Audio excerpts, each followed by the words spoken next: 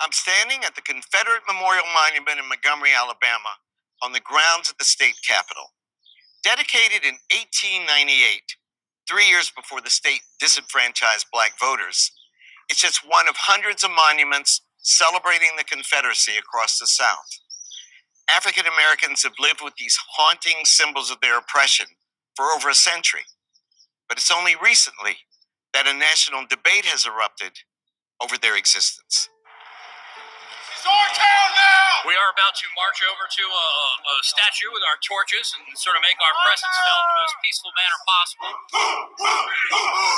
No one would wish for the conflict we had in Charlottesville over the monuments, but I do believe that the conversation about the monuments is something that we have to go through. I do think people are going to have to think about, so why are these here and what work are they doing and who put them up and why? And in the second decade of the 21st century, asking African Americans, or anyone else for that matter, to drive by property that they own, occupied by reverential statues of men who fought to destroy the country and deny that person's humanity, seems perverse. Mitch Landrieu was the mayor of New Orleans between 2010 and 2018. He made a bold, quite controversial decision to remove the Confederate monuments from the city. There were 4 of these Confederate monuments, 3 in New Orleans, and then there was 1 to the Klan. Who brought the existence of these statues first to your attention and the fact that they were problematic? Well, it was my really dear friend who I grew up with, Wynton Marsalis.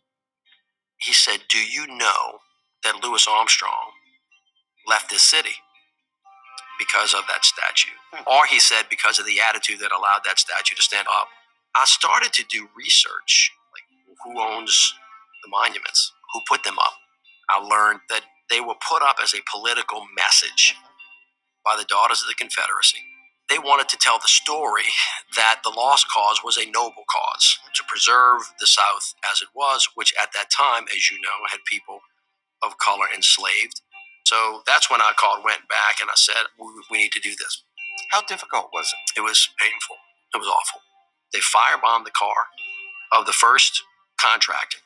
We're in the second decade of the 21st century now. Wow. They firebombed his car.